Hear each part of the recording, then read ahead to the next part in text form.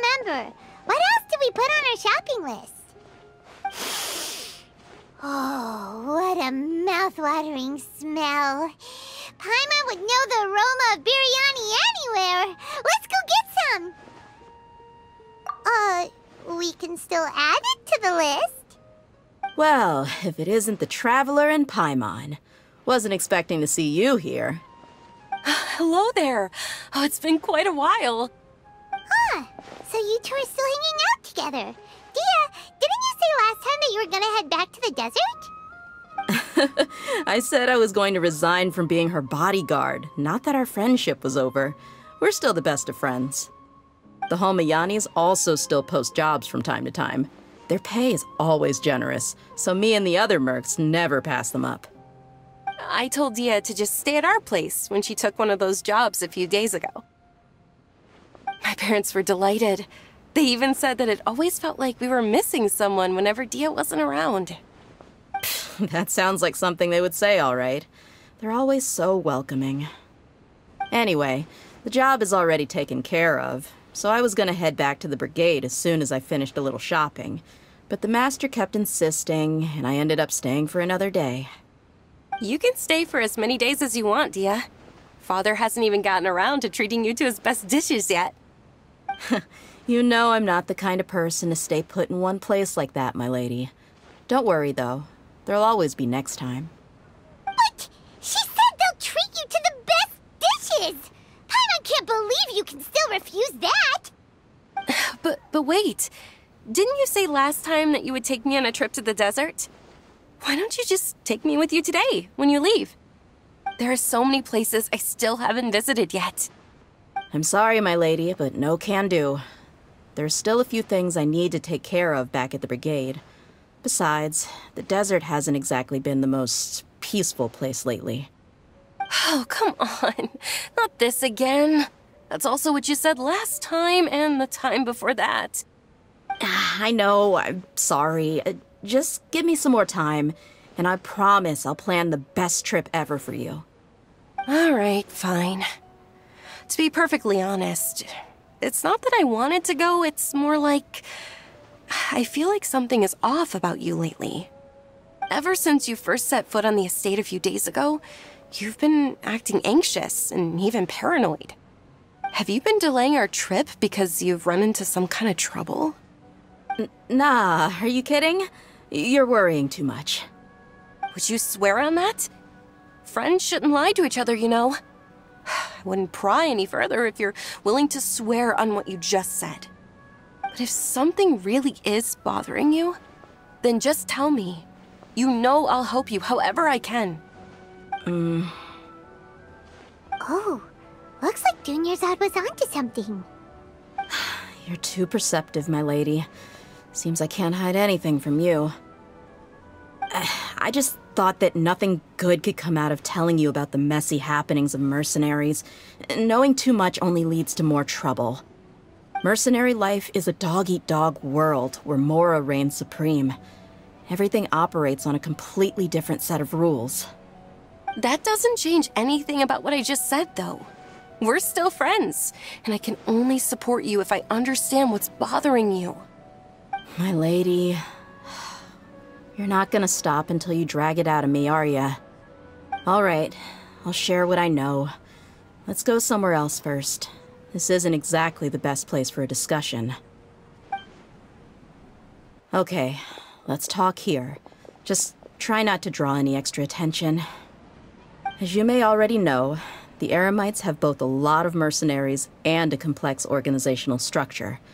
Many mercs are no different than me, just going around looking for jobs to earn some mora. My brigade is called the Blazing Beasts. We're not a large group, but every member is loyal and brave. However, not all Eremite brigades are like mine. Some are willing to cross all kinds of lines for the sake of mora. The most notorious is a faction known as Deshret's Relics. Deshret's Relics? Judging from the name, they must really look up to...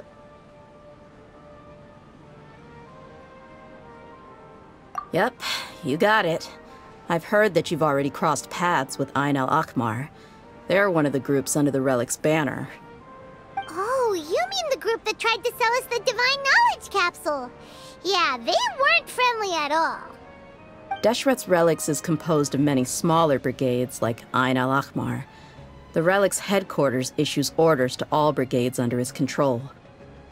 On any other day, I would want nothing to do with them. Unfortunately, though, the brigade that's stirring up trouble now is none other than Dakan al-Ahmar. Dakan? I think it means beard or something. Believe me, it's a really stupid name. I found it insufferable for years. Anyway, the real issue is that Dakan al-Ahmar is led by my father, Kusela. Say what now? I think I'm starting to understand your anxiety now. But what did they do? I won't go into details, my lady, but they've been involved in a lot of violent incidents. We're talking hundreds. Hundreds? Yep. The scenes tend to be quite gruesome, too. They strip the victims of all their valuables before murdering them. Not only have they targeted merchant caravans and ordinary citizens, but other mercenary brigades as well. That's beyond terrible. They won't even spare their own kind. I don't know how Deshret's Relic sees it. All I do know is that Dakan al-Ahmar has become more and more aggressive over the last few years. If I don't do something about them, then even my brigade or the people of Aru Village could become their next target. I just wish I knew what's driven him to do this. Yeah. How can your father do such terrible things? I don't know. People change. He's always been pretty pathetic. But at least in the past, there were still a few lines that he wouldn't cross. That's setting the bar pretty low. I mean, if he was even remotely decent, then why would I have to leave the brigade and cut all ties with him? He was loud and foolish, with no real sense of purpose. Instead of doing anything useful, he spent most of his time drinking and chasing after women. Of course, the other brigade members were just like him. Their ruckus would go on night after night. Sounds like a nightmare. What about your mother? Did she ever step in to stop them? Unfortunately, I never knew my mother. I'm sorry, Dia. I didn't know. It's all right, my lady. That's pretty common in mercenary circles. Didn't I mention that my father was chasing after women? I was the result of one of those encounters with some random person. He told me that he wasn't sure who my mother was. And in any case, she never came to see me. He'd say, "You'll be fine as long as you remember to stick with Dad." But even then, he left most of the parenting to the brigade. The one thing I do remember is that he used to tell me stories. But the problem was that he had terrible taste. He only knew a few stories, and even those tended to be pretty stale. They were tales of desert warriors defeating dragons in the forest, or stories of mercenaries rescuing princesses from rebel armies. Sounds like your typical fairy tales. More or less, yeah. They were interesting maybe the first or second time around, but after about 20 repeats, they started to get a little dull. He seemed to think those stories were the best things ever, though. He was so into them that he'd call the whole brigade over and make them perform the whole thing as a play. Even the toys he gave me would all be story props. I'd get helmets, shields, and toy swords. It was only much later when I realized that the shows were more for him than they ever were for me. What an interesting guy. Yeah, I've always found him pretty childish, but that was something I could just shrug off. I had no reason to despise him. Until I grew up and learned the true face of Deshret's Relics for myself. Looting, blackmail, violence, and fraud. They not only accepted such heinous acts, they would even openly boast about them. No one in the brigade was any kind of hero. Instead, my father and his cronies were more like the bad guys that needed to be taken down. Did they really think that as long as they didn't do any of that stuff right in front of me, I would never know? I think I can understand your feelings. The difference between perception and reality must have hit hard. Yeah, but don't worry, my lady. It's all water under the bridge to me now. I had a huge argument with my father and left that place behind for good. I'm not investigating them due to any bitter feelings I still have towards my father. I just want to protect those that are close to me.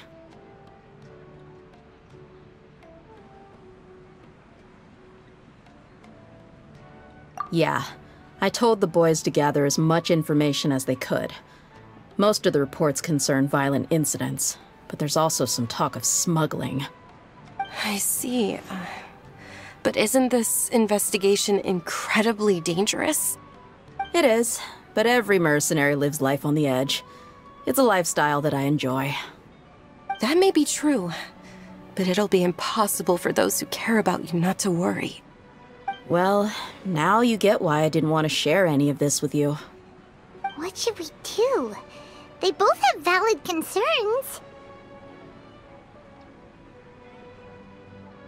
Huh? But there's no need for you to get caught up in this mess, too. Well, she's super tough, so if she went into the desert with you, then Paimon bets the problem will be solved in no time. I'm inclined to agree. I'd feel a lot more at ease if you took her along to help. I'll wait for news from you in the city until then. Please, stay safe. I'm honored that you care so much for me, my lady. All right, then let's get moving. Our first stop will be Caravan Ribat, where we can catch up a bit with my fellow mercs.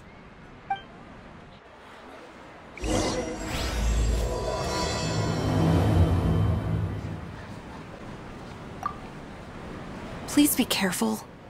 I'll stay in the city and wait for news from you. Just don't do anything reckless, all right? Hey, Dia, you're back. Are these two friends of yours?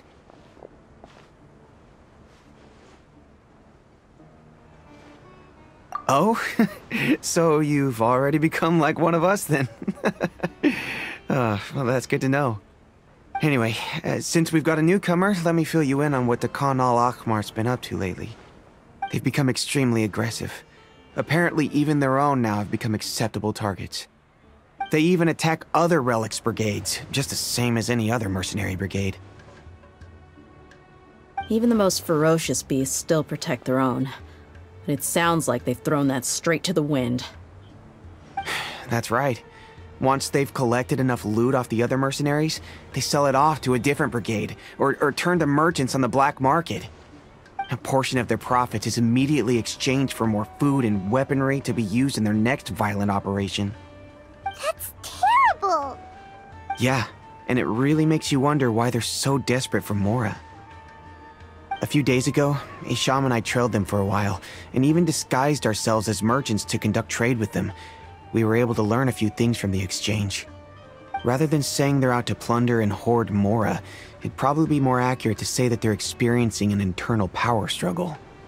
Wait, a power struggle? You heard me right. The vast majority of their victims are mercenaries from the other brigades of Deshret's relics. If their only goal was Mora, they could have gone after anybody. The targeted nature of their attacks points to a power struggle between the different brigades within the relics. That's the only plausible explanation we have. Unfortunately, we weren't able to find out anything more specific. It seems they're also trying to keep things under wraps. Oh, one last thing we discovered was that over the past few years, as the Khan al-Ahmar became more and more active, Deshret's relics as a whole became a lot weaker.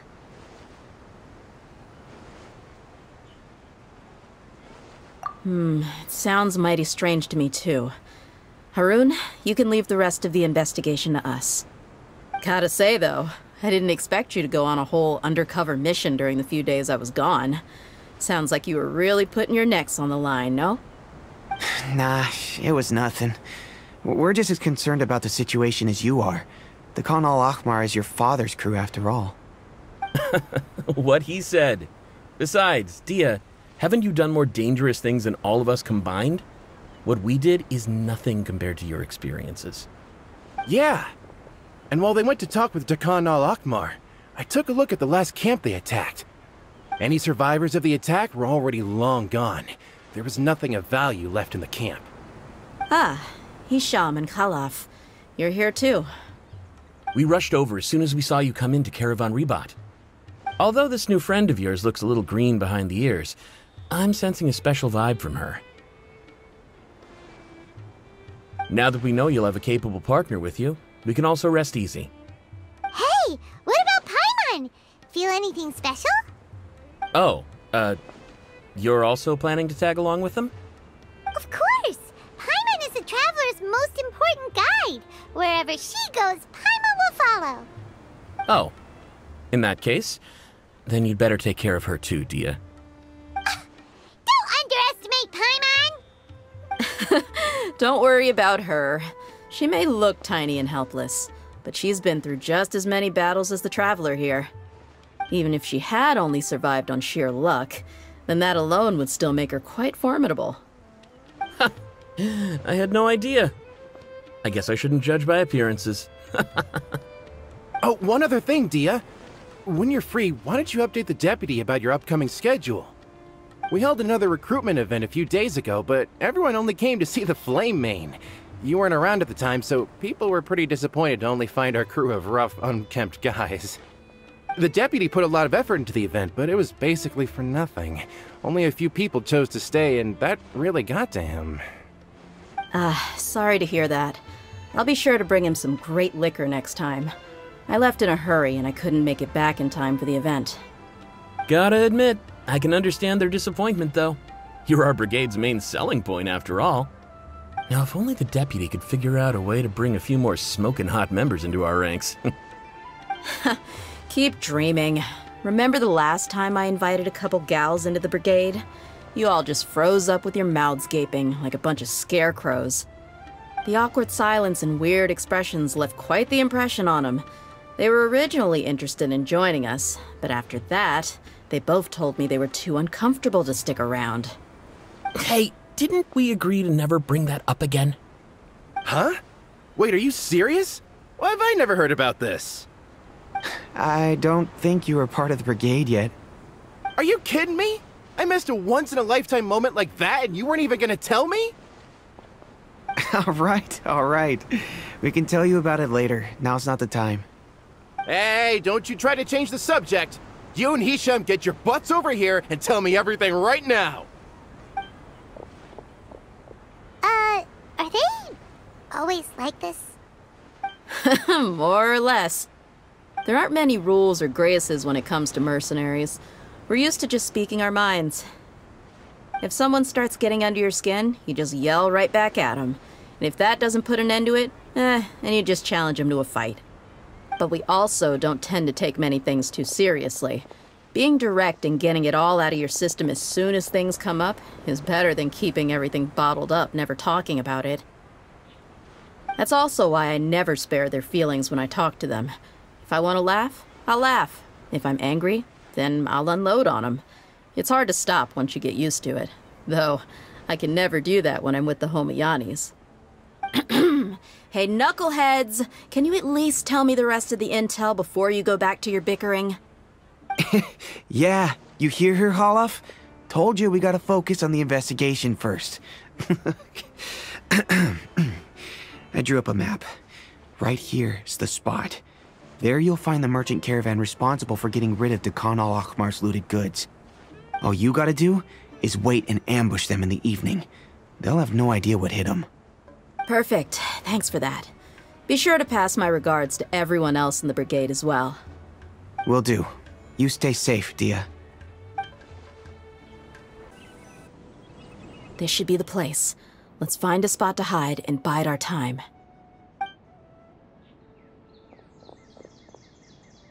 It's gonna come down to a fight one way or another, so let's all be careful. No need to worry. She knows her way around a fight. I'm not worried about that. What I meant is that we probably shouldn't go too hard on the enemy. After all, we still need to get information out of them.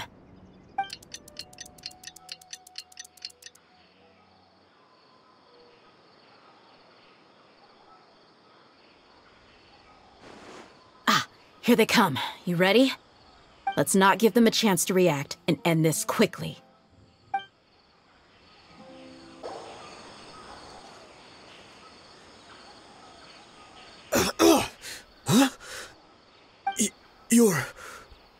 Flame Mane. Good. That saves me an introduction.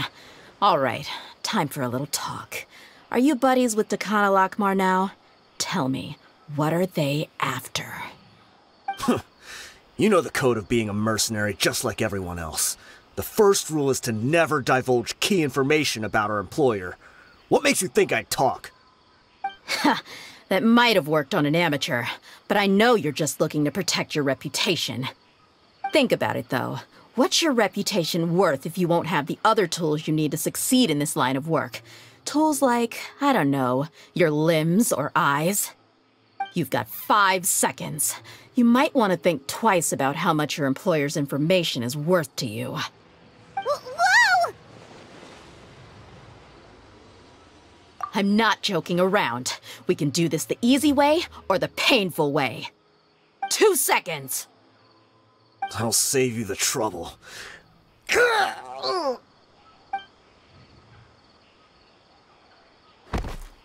Huh? Are you crazy? He tried to bite off his own tongue. Quick, search the area for any first aid supplies. I definitely didn't expect him to go that far. Thankfully, the wound wasn't too deep, and he just passed out from the pain.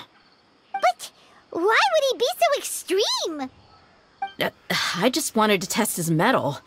You can get a lot of mercenaries to talk just by threatening them. I didn't expect him to be willing to go through so much pain just to deny us some intel. Well, he's out cold for now. We could wait for him to wake up, but maybe it's not a good idea to interrogate him any further. What should we do? Yeah, don't worry about it. It'll be a waste of time to interrogate him again after that. He might just hurt himself again if we start asking. There are lots of goods around here. Let's search the area. Maybe we'll be able to find something. I'm really sorry.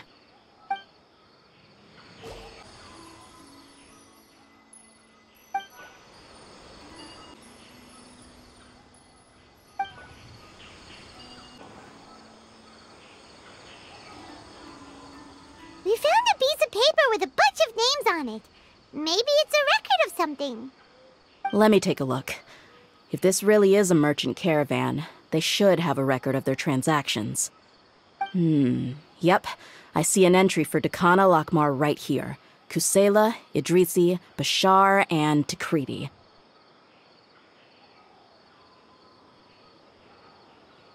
All familiar names. Dakana Lockmar has been trading for a hefty supply of food, weapons, and medicine. It seems that in the past, they used to receive some canned knowledge as well. This caravan is just one link in their logistics chain. Once in the rainforest, the caravan will exchange the looted goods for Mora, and the funds will then be passed to a specific person. That person will then pack the caravan full of necessary goods, which will then be brought right back to Dakana Lockmar. Wait, why is there no Mora value recorded for the final transaction? No value? Yeah. Every transaction before the last one was marked with an exact amount of Mora, but the final one, where they paid for everything to be brought back to the desert, was simply marked as delivered. Perhaps. But they couldn't have known how much they would make off selling the loot. Do they not care about profit margins at all? Anyway, the next part's the records of the goods themselves. There are a lot of entries. Everything was probably sourced from the rainforest. Huh? What's wrong? Shahzaman Homayani? Homayani? You mean Dunyarzad's family? Could it just be another family with the same last name? I'd be surprised to find someone with the exact same first and last name. Shahzaman Homayani is Dunyarzad's father, and the head of the Homayani family. Just what the heck is going on here? I'm sorry. You're right. I'll consider what we found and not jump to conclusions just yet. But what this piece of paper confirms is that the Homayani family has been providing goods to Dakana Lockmar. What if the Homayanis have been kept in the dark? and don't know they've been trading with Dakan al-Ahmar. That's a possibility, but if that was the case, why is this caravan specifically named Shahzaman as their person of contact? They could have just as easily bought goods such as food and medicine directly from Caravan Ribat or Port Ormos.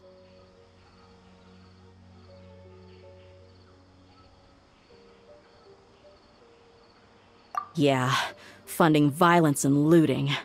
The brigade gets the goods, and he is paid the proceeds from the sale of the loot. But why would he do something like this?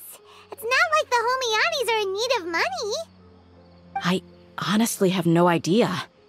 I've been to their estate many times, and I've never noticed anything suspicious. The only potentially large expenditure I could think of would be the treatment costs for Dunyarzad's Elazar. Maybe they borrowed a lot of Mora in the past? But that's still just a speculation. I don't think the Master would stoop so low to make Mora.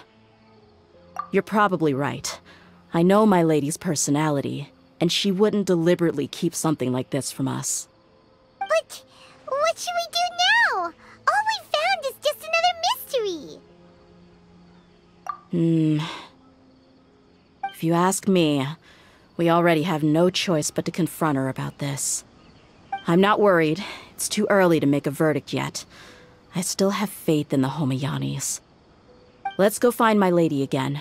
We'll tell her everything and see if she's willing to lend us her support.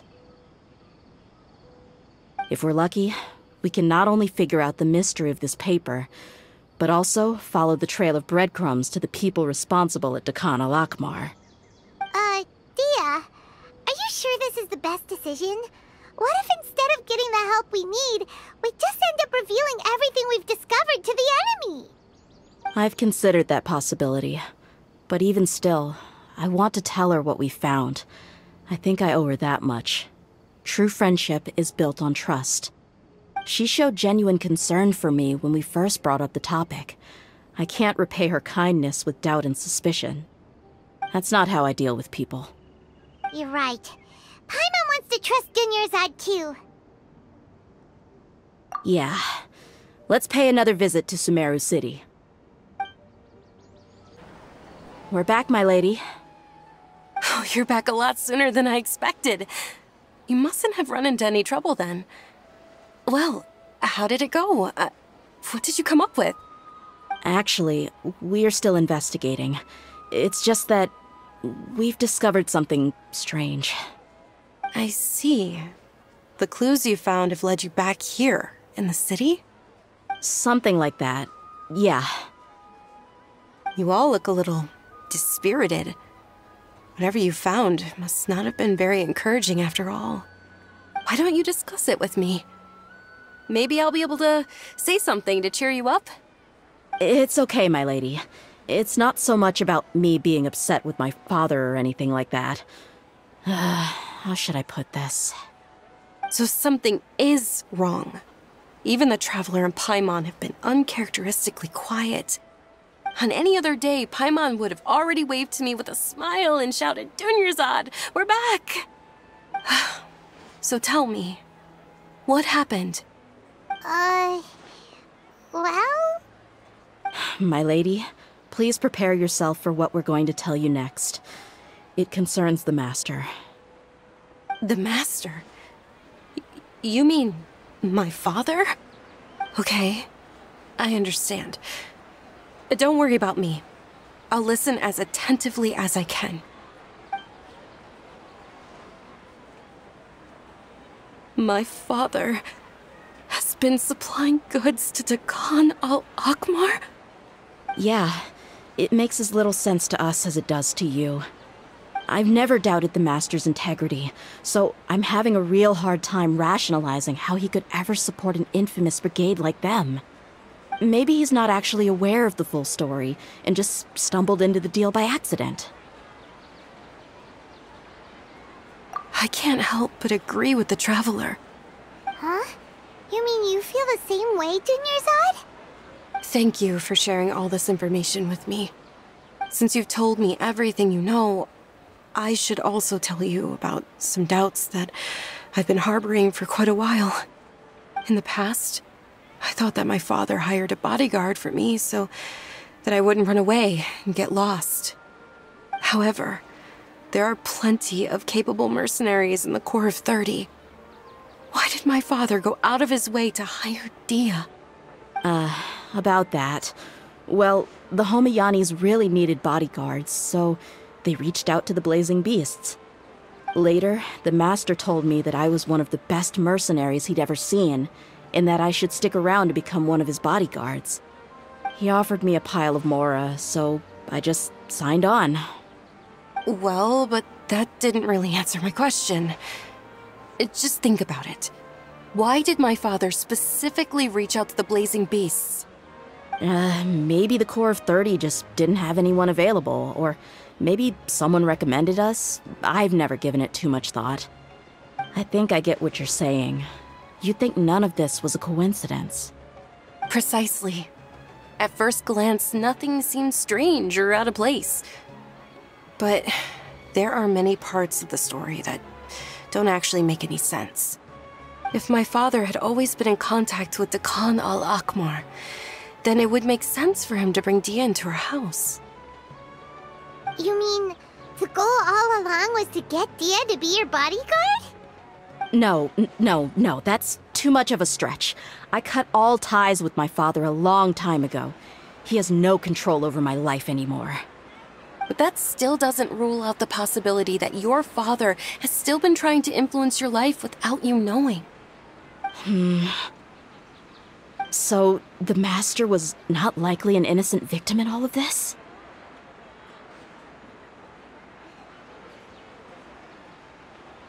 Sorry we put all this on you so suddenly, Dunyarzad. It's okay, Paimon. I should actually be thanking you. Regardless of his reasons, if my father has truly been funding a violent group of mercenaries, then it's my duty to bring him back to reason. But is that really the right thing to do? My father has committed many atrocities and deserves all the punishment that he has coming to him. I have zero sympathy for him. You may call me an ungrateful child, but my feelings will remain the same. However, the Homayani family has treated me with nothing but generosity and kindness.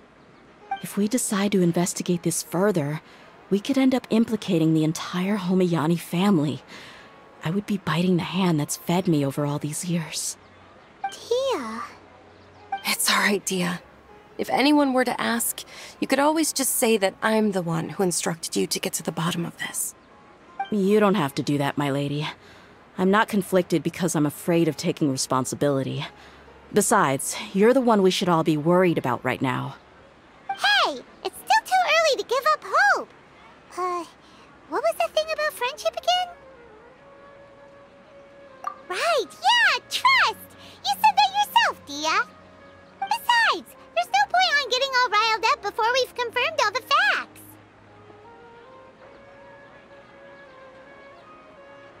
Thank you, everyone. That makes a lot of sense. I guess I should always remember the trust that I've placed in people. In which case, my lady, could you ask the Master to come out and have a chat with us? Sure thing. I also hope he'll be able to give us a logical explanation. Let's meet at the usual place then. Usual place? Ah, right! Thank you for coming, sir. Please allow me to introduce these two. This is the Traveler, and next to her is her travel companion, Paimon. Ah, yes, my daughter has mentioned them from time to time. It's a privilege to finally meet them in person. But we may skip all the pleasantries for now. What is the important matter you wish to discuss with me today? Well, we wanted to bring this transaction record to your attention. There's something on this record that we're all pretty curious about. So, that's what you found. Huh. Seems like I can't keep everything from you much longer. If you wouldn't mind, we'd like an explanation. Well, it's a long and difficult story. And to be perfectly honest, I'm not sure if I'm doing the right thing. What I do know, though, Dia, is that the truth will bring you no solace. If anything, it will likely cause you a great amount of anguish. Wait, me? Yes, I understand perfectly why you came to see me, and I am touched by your collective commitment to do the right thing. But knowledge always comes at a price, and sometimes, as they say, ignorance is bliss.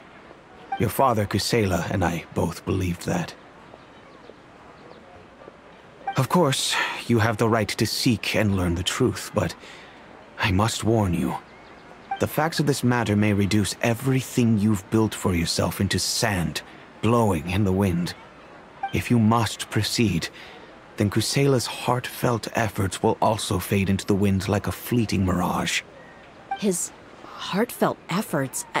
I'm sorry, sir, but I'm not sure I follow.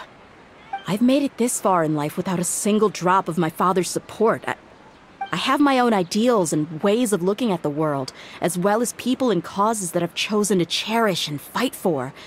None of these things have anything to do with him. I came here today to support you as the head of the Homayani family. No warning will change my stance on that.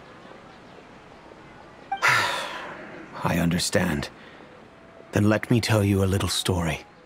Our family once needed to take a trip to the desert when Dunyarzad was just a baby. Along the way, we were attacked by bandits. They had superior numbers and quickly overpowered our bodyguards. When all seemed lost, a group of passerby Eremites lent us their support.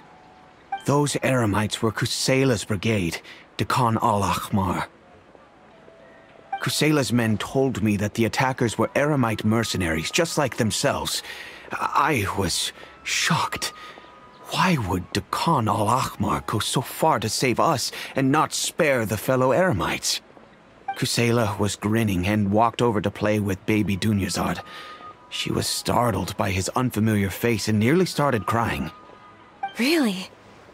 I never knew. He said that he had no particular reason to help us. He just took pity on us because he had a daughter about the same age. We started talking about our children, and I sensed that he was a devoted father. To repay his kindness, I hired his brigade to help out at our estate for a time, and offered everyone generous remuneration. So, that's what happened. It was many years before I saw him again. I almost didn't recognize him the next time he came knocking on my door. The man I knew to be strong and healthy had been reduced to a shell of himself. He couldn't even walk anymore without his cane. So, what happened to him? He was perfectly fine when I left the brigade. I'm not too sure myself. The only thing that didn't change was his cheery disposition. He said there was absolutely nothing to worry about and that he had gotten into a fight. That was all.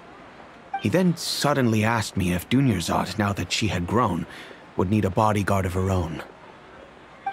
At the time, Dunyarzad was going through a particularly severe bout of her Elazar. There was no need for her to have a bodyguard when she could barely leave the house. But he kept coming back to the topic. Come on, it never hurts to be safe. How do you know a bodyguard won't come in handy one day? I was completely lost at first, until he recommended the Blazing Beasts, and in particular, a mercenary named Dia. So he was the one who recommended Dia to you. Indeed. He didn't say it out loud, but it was clear that he saw Deshret's relics as an evil group who would eventually corrupt every member in their ranks. He was already beyond redemption, but he hoped that he would be able to detach his daughter from the vicious world of mercenary life. If Dia could stay in my house and keep working as a bodyguard, then gradually her affinity for the desert would decrease, and she'd be able to leave her previous life behind. And that's why you offered her such generous compensation? Yes, but not just because of that. From the moment that he asked me for that favor, I also began to see Dia as my own daughter. And that's also why I tried to persuade you to stay when you asked for permission to leave. I was willing to spend however much it took. Kusela saved my daughter and I all those years ago in the desert. I could never refuse him entrusting his daughter to me. He was always like that, acting like he's oh so smart and self-righteous. Kusela said that he'd reimburse me for a portion of Dia's fees. I refused to take any mora from him, but he'd always send me funds anyway. Eventually, I just accepted them as a token of his gratitude. And that went on for a while until I received another letter from him a few years ago. The letter contained a request to help him buy food, weapons, medicine, and even explosive materials. Wait! Isn't that around the time that Dakan al-Ahmar started becoming more aggressive? That's right. When I started to hear some nasty rumors, I became wary. I wanted to meet him face to face to discuss things. But by then, he was no longer receptive to my requests to talk. If I had to guess, it's probably because he doesn't want to put Dia at risk. That thought occurred to me as well. I figured that he probably came to me for help because he had nobody else to turn to. After some deliberation, I decided to send him some food and medicine. I turned down all his requests for explosives and weaponry. I am aware that even such a reduced gesture of support could lead to others coming to harm, but I could not simply reject his plea for help. In the end, it probably was the wrong decision. I plugged my ears to the rumors and just chose a solution that made me feel least guilty about myself. If you can, please tell me where he is now. None of the things he's doing right now make any sense if he's just trying to keep me from getting tangled up in his world. If all he wants to do is steer clear of me, then maybe he shouldn't have brought me into this world in the first place. Oh no. Dia, please don't feel that way. I'm just angry because I can't wrap my head around any of his actions.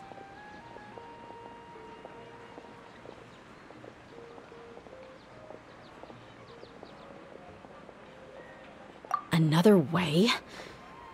I don't know. I knew him, and he was nothing more than a childish brute. I can't understand what's going through his head. But I guess you do have a point. We haven't uncovered the whole truth yet.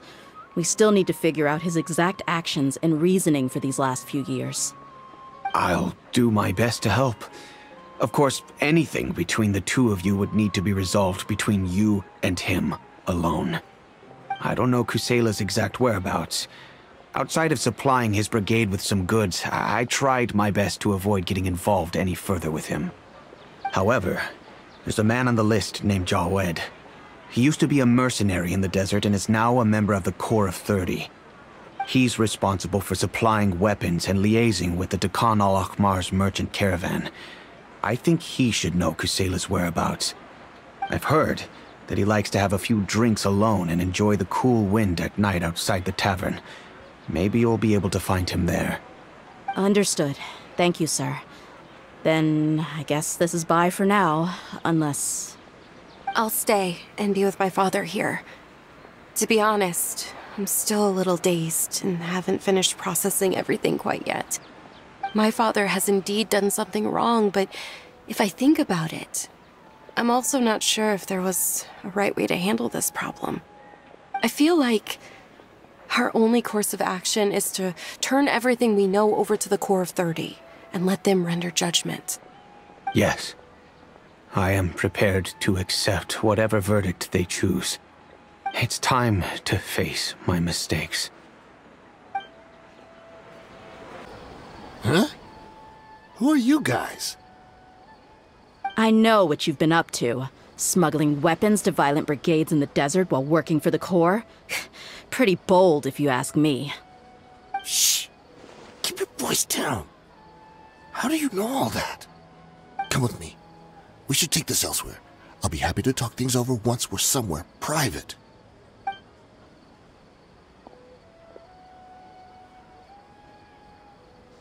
This place should do. All right. Back to my question. How did you all know about me? Don't worry about that for now. You know what kind of punishment you'll face once we report you to the Corps, I assume. Wait. There's no need to jump the gun. Let's talk this out. What are your terms?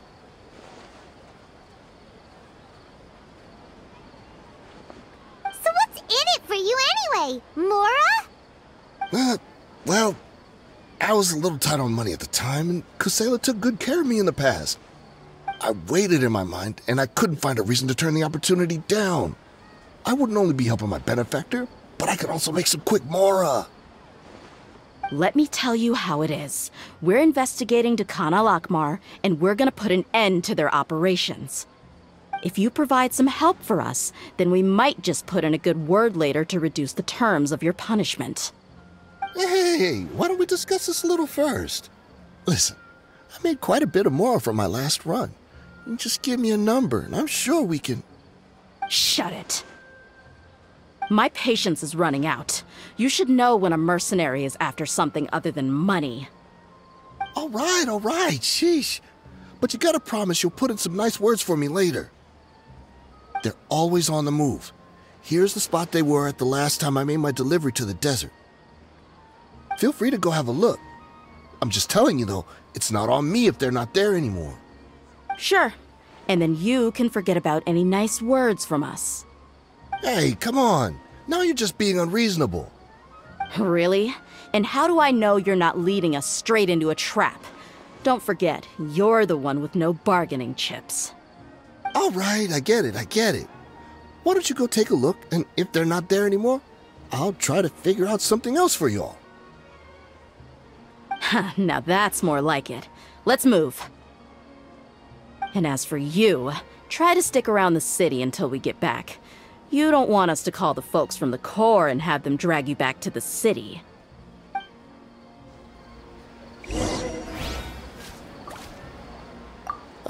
Don't worry. I'm not going anywhere. Seems like we're in luck. That should be their camp right up ahead. Let's go. We'll finally get to the bottom of this ourselves. I'm here to see Kusela. Tell him to get out here. Dia, why are you here? Haven't you all done enough? Oh, so are you also here to stop us? Stay out of this. It's got nothing to do with you. She's so strong. Enough fighting. We all know each other, and I don't want to take things too far. Just bring Kusela to me. There's no use hiding him anymore. Did you understand a single word I just said? Or do I need to bash your skull in some more? All right, everyone, let's all just calm down for a second. Dia, the boss can't come out and see you anymore. He died a long time ago. What? Seems like you've been out of the loop for a while. Guess that's for the best, though. At least, that's what the old man wanted. When did he die? What happened to him? A few years ago, Kusela broke up Dakan al-Akmar and went to the Deshret's Relics headquarters by himself. So is that when you guys started acting up? We would prefer to call it taking revenge. Every last person in Deshret's Relics must pay in blood for what they did. Let me start from the beginning. Dia, do you know how the head of the Relics maintained order internally? Overwhelming strength and unquestionable authority? Those were a part of it, yes. But just those on their own weren't enough. They had another tool at their disposal. They called it a person's record. Regardless of whether they joined by their own will or were coerced, every person in Deshret's Relics were forced to leave a record of themselves at headquarters. Whether it be their deepest sin, some unforgivable act, or their most immoral exploit, the record served both as a symbol of loyalty and the perfect material for blackmail.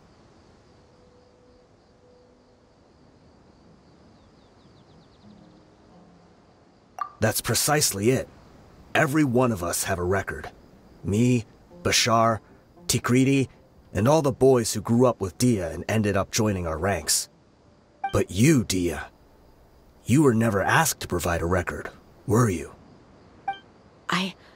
I never even knew this was a requirement. You were probably the only person in all of Deshret's relics who didn't know about it. Ever since you were born, Boss had been trying to shield you from this organization's sinister rules. Not only that, but he also banned all of us from committing any nefarious acts. He said he'd take care of the dues we had to pay regularly to headquarters. But in the end, he was just an ordinary person. What could he do? He was forced to go to headquarters again and again to account for missed dues and incomplete records. He'd come up with all kinds of excuses and get beaten up as a result. We all knew he was doing that for you. He wanted to get you out of this world, no matter what it took. And that's why he became a shell of himself and couldn't walk without a cane. Wait, but that doesn't make any sense. I didn't know about any of this, and I'd never seen him get injured or beaten. Because you were too young at the time. How would you ever tell between wounds from a beating and wounds from battle?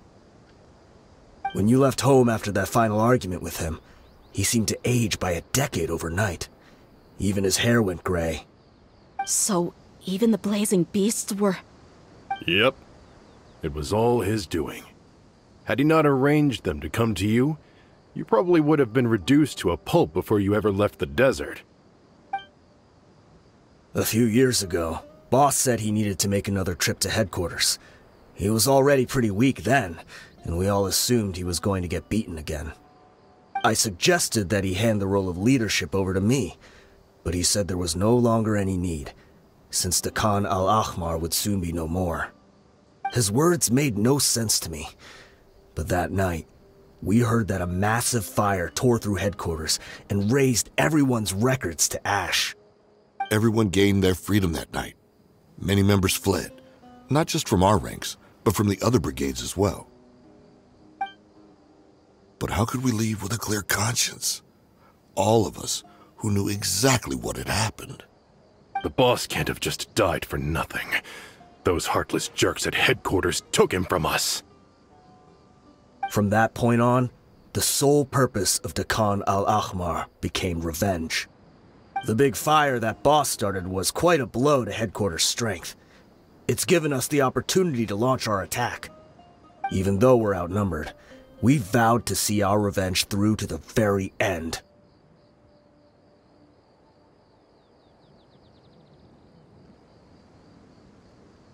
There were people from headquarters who changed their names and went into hiding. Some fled to other brigades, and others escaped to the rainforest. But we won't let any of them escape our wrath. They'll all pay for what they've done. We've suffered plenty of losses as well. To keep going, we need an enormous amount of supplies, from food and medicine to weaponry and explosives. All we can do is exchange our loot from Mora, and then use that to get supplies. We forged Boss's handwriting and sent out many letters to his former friends. Thankfully, many people were willing to come to our aid. We were also able to attract many mercenaries who shared our goal. We've endured unspeakable pain to win many impossible battles. Deshret's relics have become weaker and weaker, and now we finally have an opportunity to directly strike their headquarters.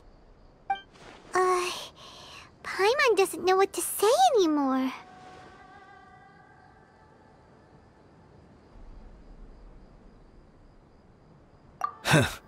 We do know right from wrong, but we were sinners from the very beginning. We do not deserve the freedom that the boss won for us with his life. Boss always loved his old-fashioned hero stories. Those tales about sacrificing yourself to save the world. We used to always laugh at him for it. But in the end, he really went and lived those stories out himself. As for me, I never considered myself a hero. We're all the lowest of the low. We have no right to even imagine such an existence. But maybe those hero stories he liked foreshadowed everything that was to come. The spirit of the hero touched all those he had saved, and more people joined his cause. Maybe we were all just acting along with the play in the beginning. But as we acted the parts and recited the lines, we were drawn in. And now, we want to see the story through to the end. I'm sorry, Dia. I know you always found us insufferable ever since you were young.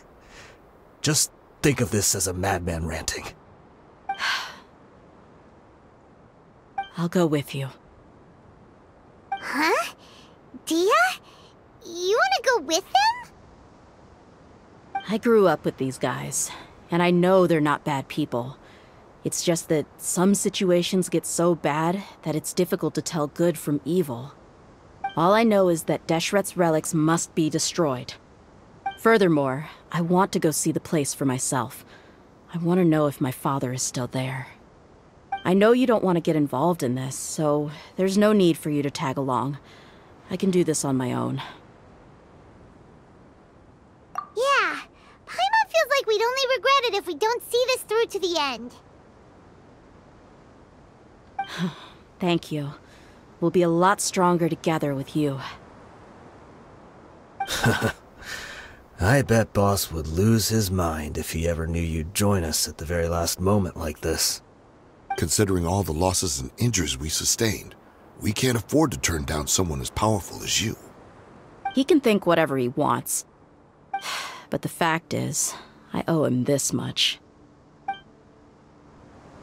Is this the entrance? We sure didn't run into much trouble on the way here. Should be. I don't think they have enough manpower left to post guards and defend their perimeters. Wow. Paimon didn't expect it to look like this on the inside. They should all be holed up in here. Don't know how many people they've got left, though. Who cares? We'll round up all of them. Still, we should be careful. Even if they've only got one shot left, it could still take us out. Yeah, we'll know what they're really capable of once we've landed some hits on them. Deshret's relics may have been a force to be reckoned with before, but their name means nothing now. Yeah, they don't stand a chance with you here. I'll take the lead. I've been here once before. This way, follow me! We're almost there. Wait!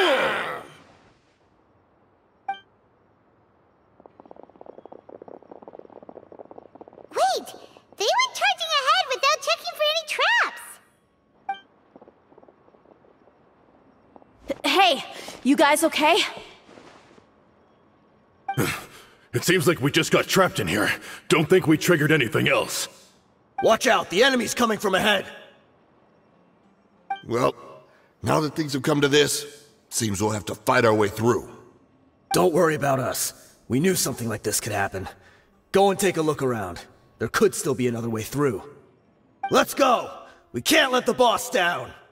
Let's check if there's another way! The sooner we can make it through to help them, the better. Let's see. I think I see a way through over there, but it's being blocked by something. Let's try our luck with that mechanism. Okay, let's go! Another mechanism like the one before, but this one's being blocked off in the middle. We just need to adjust it a little.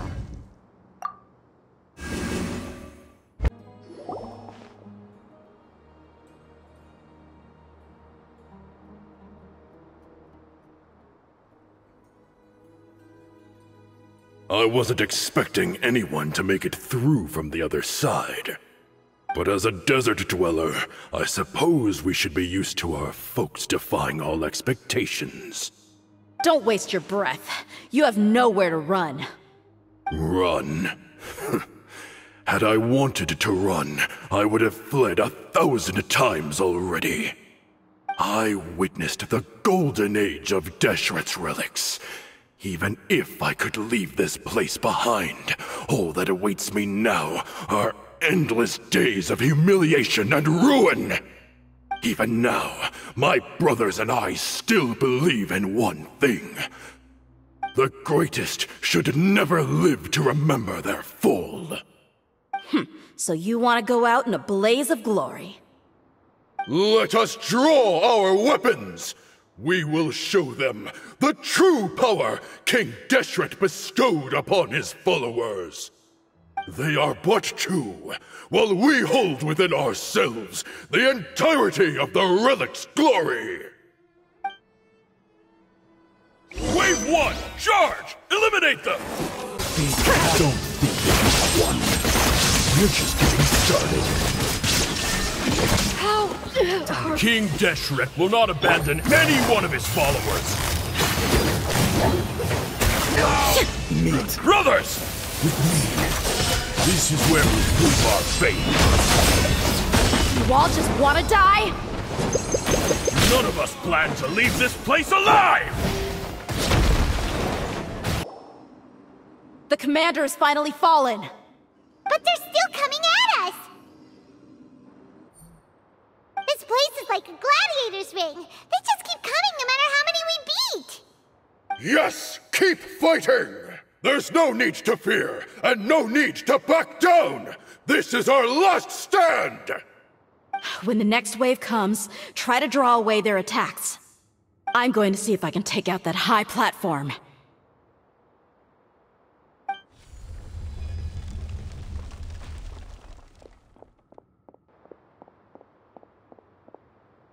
Get out of my way! Come and face me, Michel! So they've broken through the front as well. Apologies, Lord Michal. They fight like absolute madmen! No matter how much we throw at them, they just keep coming for more!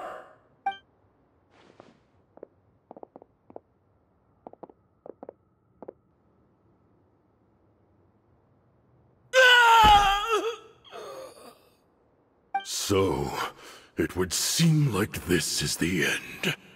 Time to pay for everything you've done, Michel. You think I would give you that opportunity? I will be buried in the sand alongside all the rest of our fading glory.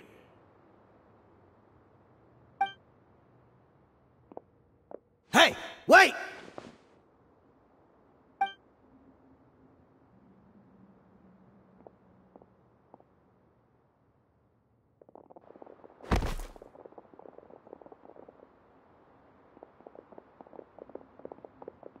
We were too late. It's over. There's no more need to fight. But if you're still going to cling on to your so-called mercenary's pride, then I'll give you all a good beating as well.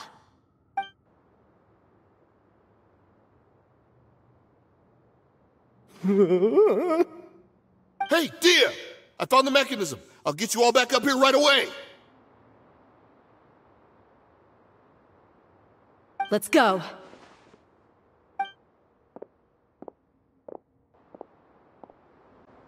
Who are you filthy rats? And why are you always pestering us? You call yourself a member of the infamous Deshret's relics, and you still can't even tell who's made it all the way to your headquarters? Who knows what intent a bunch of rats may have? We try to catch a couple, and you all just show up on the other side instead. How are we supposed to figure out what you're after? Hey, have you ever heard of a man by the name of Kusela? Why would I know? It's not like I'm in charge or anything. This is your last chance to talk. Hey, I said I don't know anything. I'm just an average member here. I'm telling the truth. If you're here to find someone, why don't you look through the records yourselves? Who can remember every name and face with so many people coming in and out every day? The irony. His life became a light for so many, yet to others, it wasn't even worth remembering. Where's the records room? Answer me! It's right over there. All the files are in there. You can go through them as much as you want. It's not like any of them still matter anyway. I mean the old records room. The old records room? You mean, the one that got burned down? Kusela. Ah, yeah, I remember him now. The guy who could hardly walk. Watch your mouth. That's our boss you're talking about. He was definitely faking it. We all let our guard down as soon as we saw him come hobbling in. But in the short time it supposedly took him to take a dump, He'd already gotten away and started a fire in the records room. He couldn't have possibly outrun us if he wasn't a fraud. And after that, Deshret's relics fell into complete disarray. Stop wasting our time. Every one of us here is perfectly aware of what he had done. Tell me, where is the old records room? It's just over there. Go see it for yourself if it means that much to you. There's nothing left in there but ashes. No human could ever survive that kind of inferno. Bashar, Tikriti, let's go. We'll leave the others here to guard these guys. Spare them no mercy if they try anything.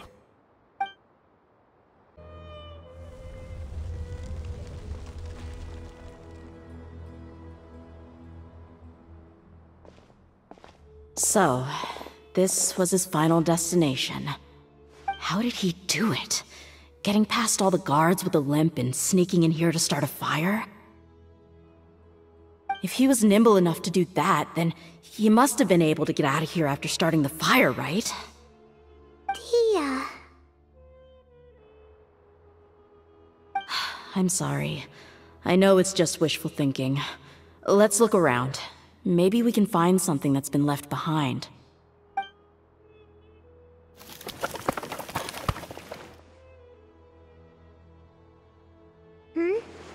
Is this a cane? It must be the one that Dia's father used. Kusela. Thanks for everything, boss. We're fortunate to somehow find that cane after that fire. Let's split up and look around some more. What if something else has been left behind? But what else could survive a fire like that? Huh?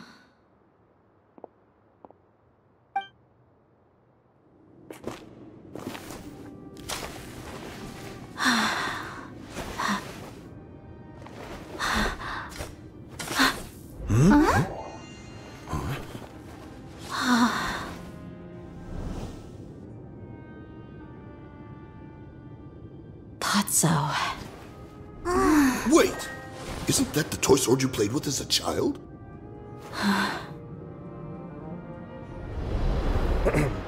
The dragon is no more, for Princess Dia has slain it. Its head now hangs above the city gates. Her bravery has brought eternal peace and prosperity to us all. Dia, come on. This is the most important line. You can do it. But Dia, you defeated the dragon. Everyone's waiting for your speech. Still too shy, huh? All right, I'll do it. I hereby proclaim our victory. Evil shall plague us no more.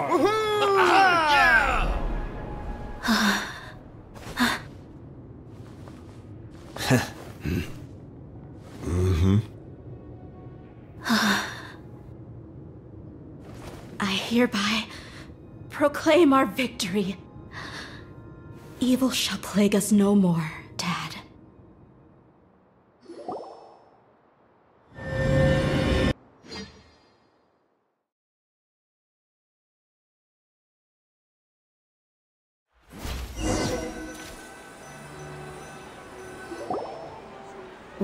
What's this?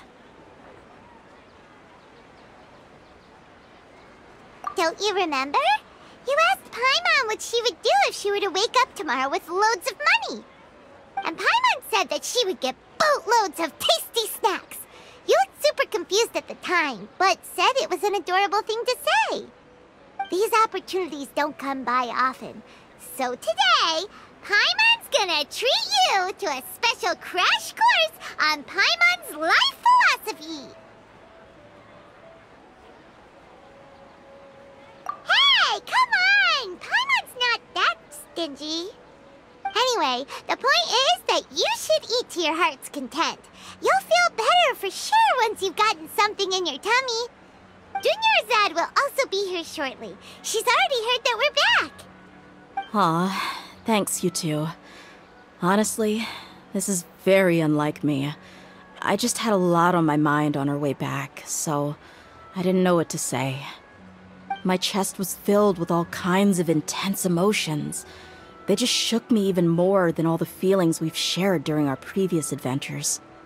But when everything came to an end, those emotions also vanished without a trace, and I was left feeling more empty than ever before. It was as if I'd lost the thing that was most important to me. Yeah, you're right. To many mercenaries, Mora is the most important thing in the world. But perhaps to us, it's the most worthless thing of all. Idrisi and the others all used to say that they would quit if there was no Mora to be had. But when it came to avenging my father, there was no Mora to be made anywhere. My reality shattered when I found out that the father who always told me hero stories was in fact a bad guy. But look at me now. Am I any different? Despite all my promises about never forgiving him and never trying to understand him, I still went to such lengths to find out the truth, and nearly even shed tears for his sake. We're hypocrites, all of us. Yeah, you're right. It's just a pity that we often only recognize our true feelings after it's already too late. You're back! Are all of you alright? Ah, there she is! Yeah. Many people from the Corps of 30 came over, and I just wrapped up everything with my dad. All I can do now is wait for their verdict. Huh? Dia, you're looking quite down again. Paimon will explain. A lot happened while we were gone.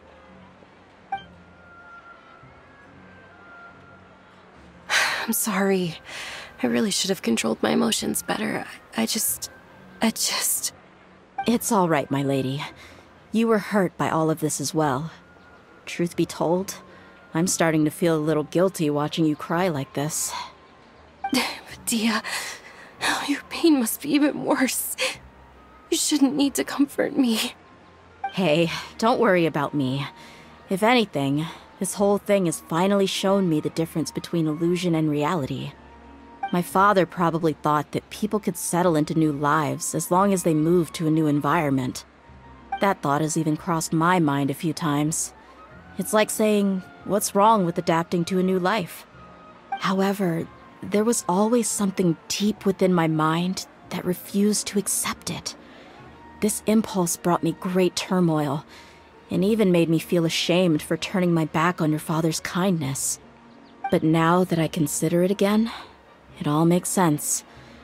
The desert sands are a part of who I am, and I will never be able to lead a peaceful existence. I understand how you feel. That doesn't mean I won't be making any changes to my life, though. As an example, I'm now thinking about taking on some small odd jobs. It's just like Idrisi said. I also want to catch up to my father and become a character in his play. Even if the ending of the story may be childish and ridiculous, it won't really matter. Isn't that neat, though? Oh, you'll be a whole new kind of mercenary, one that's not out for Mora. Why don't we go for a change of scenery once we finish eating? What about stopping by the Grand Bazaar again? Right. You said you wanted to get a rug for your family. We'll come along too. I can't thank you enough for taking care of me this entire time. Oh, this rug here is quite something. The craftsmanship is exquisite, and the fabric is also of high quality. Ah, here you are. Finally, I found you. Hey! Aren't you that mercenary who bit his tongue? You can still talk? Wait, are you here to take revenge on us? What are you talking about? Do I look like I could take you all in a fight? I just came here to give you something. I'll be on my way to give myself up to the Corps after this. Once I woke up, I hurried to the Khan al-Ahmar's camp, hoping to alert them to your presence. But when I got there, I found no one except the members who were still too injured to move. Ah, so you probably got there after us. Yeah, they told me that they had exacted their revenge, and everyone had turned themselves in to the authorities. Even that last camp was not going to last for much longer. I had joined the cause to repay an old favor from Kusela.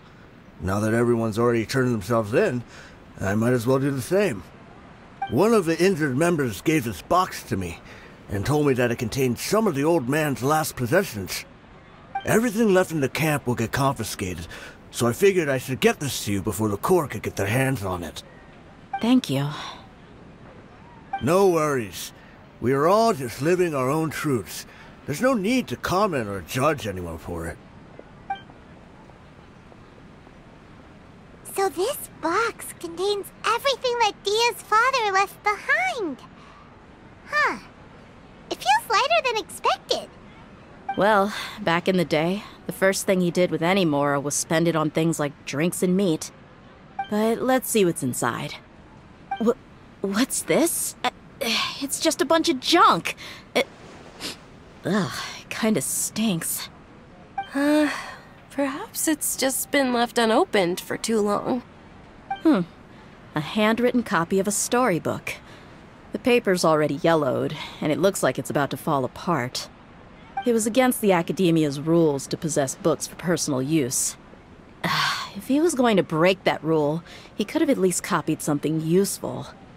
That probably means this was really important to him. And here are a few bags of children's snacks.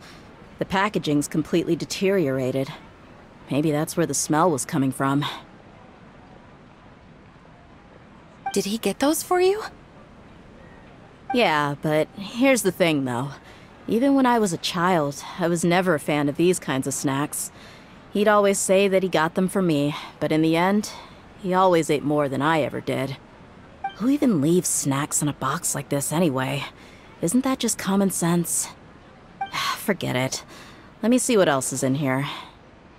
A razor, some buttons, some round iron tiles, a wooden toy puppet, a wool scarf, which from the looks of it probably belonged to a woman, and a hair clip? Why are these things here? I'm suddenly feeling a little scared. I'm sorry, my lady, but this is just the kind of man he was. He probably saw this box as some kind of personal trash heap and dumped any and everything in there. 2 empty liquor bottles. Tell me, you guys, are these the kinds of things that a normal person would leave behind? Huh? There's something in the bottle! Oh, you're right. All right, I got it out. It seems to be a piece of paper with some writing on it. The bottom part's all damaged from moisture, though. Let's hope the writing didn't smudge. I was suddenly seized with an urge to write a letter after finishing this bottle. I just folded it up and left it in the bottle, though. If I end up forgetting about it, it won't really matter. To Dia. It's a letter for me? It's all right. I'll just read it out. If he went to the trouble of writing a letter, there must have been some important things that he wanted to say. Or at least record down. My condition's becoming worse and worse. Can't even walk without a cane anymore, much less go out and have fun. Guess I don't have many days left. If you're reading this letter, then I suppose I'm already long gone. You were adorable as a baby. Everyone loved you. And regardless of whether you were crying or laughing, everyone enjoyed having you in the group. But once you grew a bit older, you were no longer nearly as happy or cute. It's probably Idrisi's fault. He was never up to any good. Can you believe this guy? He can point the finger at himself. Anyway, back to the point. To summarize, I'm writing this so you would know not to feel sad for me, even if you end up finding out the truth. The reason being that I was never your father to begin with. Wait, what? Surely, he must be joking, right? I don't know. I was quite formidable when I was young, and 100 times cooler than some so-called flame main. really felt like the whole world was under my feet. With just a teeny tiny bit of effort, I felt I could rule over the entire desert. But as fate would have it, I went out into the desert for a drink one day and discovered a baby in the sands. It was you. You were just lying there, small and helpless. You were so tiny that if the wind blew for just a little while longer, you would have been buried forever. But your cries were so loud they made my head hurt. Now that I think of it, you really were a bundle of energy. Sounds like he's serious. I told Idrisi and the others that I had slipped up with a woman while out and about. None of them even doubted me. I'm sorry that I had to lie to them for so long, but I really had no other choice. I was their most esteemed leader, after all. It's not like I could just tell them that I suddenly wanted to play at being a father. At this rate, I'll puke up all the liquor I just drank from this bottle. Anyway, Dia, you possess the kind of freedom and kindness that we could only dream of. As far as how you should live your life, that'll be up to you to decide. That's the end of the letter. In the end, he was still thinking of me as a little child. I suppose, or I would have suffocated under the sand a long time ago. He was a good father to you. The fact that he wasn't a blood relative doesn't change that. Yeah. It's just a pity that we had to learn the truth of everything like this. Do you already have some ideas about the decision that he wanted you to make? I do. If he first found me alone in the sands, then I want to try my hand at finding the person who abandoned me. I just have one wish. To tell them a story. That there once existed a childish and foolish jerk with a heart of gold. And that only under his care was I able to grow and mature into the person I am today. If you end up finding any leads, can you share them with us?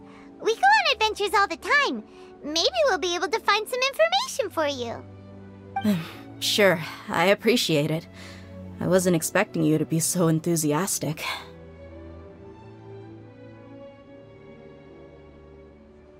I'll help too. Thank you. All of you. Thank you so much. My life has certainly had its twists and turns, but I've always considered myself lucky. Because no matter where I've gone, I've always been surrounded by incredible kindness.